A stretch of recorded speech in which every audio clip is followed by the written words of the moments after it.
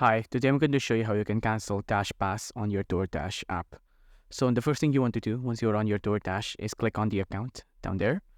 And then once you're on account, you want to press on Manage Dashpass there. And then you want to cancel the membership. And then you can select the reason and then select Cancel Dashpass.